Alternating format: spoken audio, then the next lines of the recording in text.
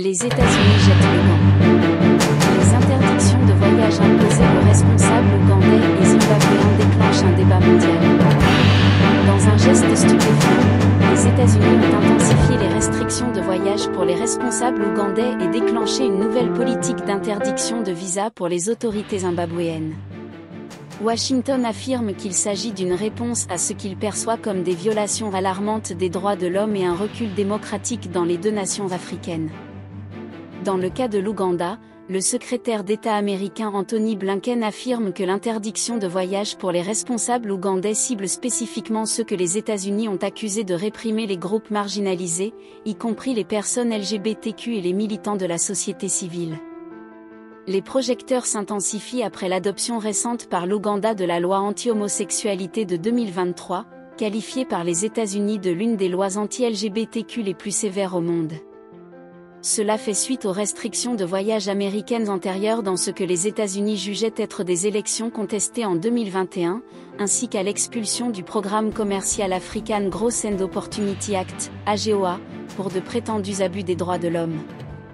En ce qui concerne le Zimbabwe, Blinken invoque la corruption électorale alléguée et les violations des droits de l'homme comme motif de l'interdiction de visa pour les responsables zimbabwéens, découlant de ce que Washington juge être une réélection controversée du président Emmerson Mnangagwa en août 2023. Un avertissement sévère accompagne la décision, les personnes sapant le processus démocratique du Zimbabwe pourraient se voir interdire l'entrée aux États-Unis. Ces mesures ont suscité des réactions. Le président Museveni de l'Ouganda rejette avec défi ce qu'il considère comme de l'intimidation américaine, soulignant l'engagement de l'Ouganda envers les principes et la souveraineté. Il insiste sur la collaboration avec des partenaires étrangers qui respectent les valeurs de la nation. Pendant ce temps, le président Mnangagwa du Zimbabwe accuse les nations occidentales d'ingérence secrète et condamne ce qu'il qualifie de sanctions unilatérales et illégales. Les implications futures sont importantes, tant dans les relations américaines avec les deux nations, et le monde surveille les éventuelles mesures de rétorsion. L'Ouganda reste ferme, défendant ses valeurs et son indépendance contre les ingérences étrangères. Le président Museveni argue que la loi anti-homosexualité de l'Ouganda reflète la volonté du peuple, soulignant l'autonomie de la nation face aux pressions externes. Les analystes soutiennent que les médias occidentaux négligeant les nuances du paysage politique ougandais, soulignant les progrès réalisés sous le président Museveni malgré les critiques internationales. Pendant ce temps, le Zimbabwe soutient ces dernières élections, sécurisant le mandat de 5 ans du président Mnangagwa. Les États-Unis citent des failles dans le processus électoral, mais les observateurs indépendants félicitent le Zimbabwe pour une transition pacifique du pouvoir. Le président Mnangagwa qualifie les sanctions de visa de refus d'accepter la démocratie africaine, promettant la résilience du Zimbabwe contre les ingérences extérieures.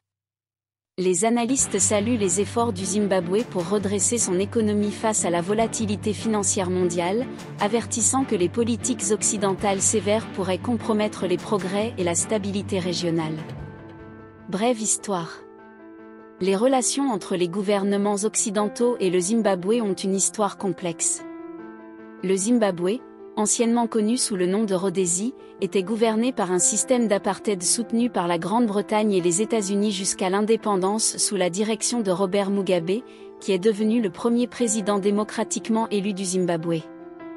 Au début, Mugabe s'est abstenu de procéder aux réformes foncières plus controversées. Au cours de cette période, le Zimbabwe a maintenu des relations relativement cordiales avec le Royaume-Uni et les États-Unis.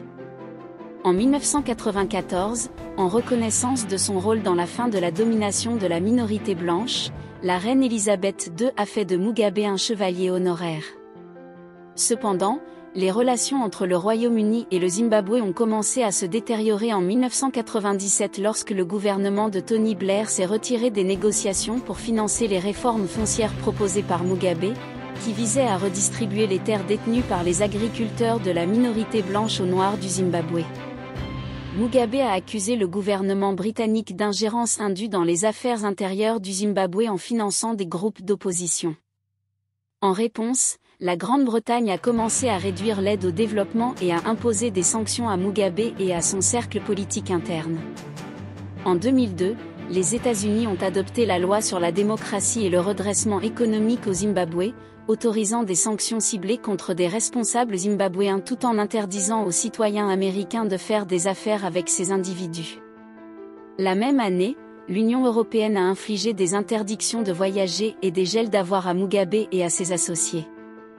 Cela a paralysé l'une des économies les plus puissantes d'Afrique. Malgré une inflation galopante et une économie en déclin, Mugabe est resté défiant contre la pression occidentale jusqu'à sa mort, lorsqu'Emerson Mnangagwa lui a succédé à la présidence. Lors des dernières élections, le président Mnangagwa a prévalu contre Nelson Chamisa, qui était largement considéré comme le candidat soutenu par l'Occident.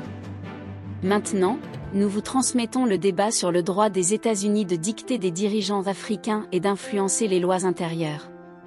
Partagez vos réflexions et rejoignez la conversation. N'oubliez pas de vous abonner au réseau d'information Kilimanjaro, la voix authentique de l'Afrique. Le réseau d'information Kilimanjaro est diffusé en swahili, arabe, anglais et français.